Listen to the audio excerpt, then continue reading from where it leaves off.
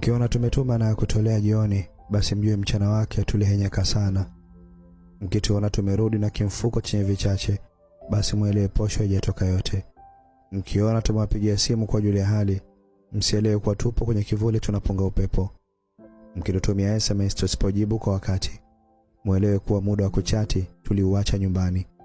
Tumekuja huku kwenye shida na tabu, ili jina la mwanaume suruali litupitie mbali.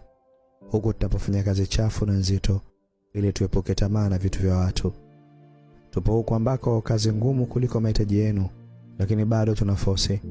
Huku ambapo bosi anaweza kupata dharura ya kwenda harusini nyumbani kwao kondoa, na usilipwe maokoto mpaka atakaporudi.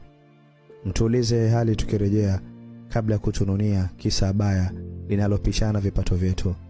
Tuandalieni maziwa kabla ya masimango, kwa kupima wanavyopewa wenzenu. Haya ni majukumu yetu na tunayatekeleza, na nyie muijue nafasi yenu na muishi. Wakisema mafanikio ya mwanaume yapo nyuma ya mwanamke wake, kuwa wewe huyo mwanamke.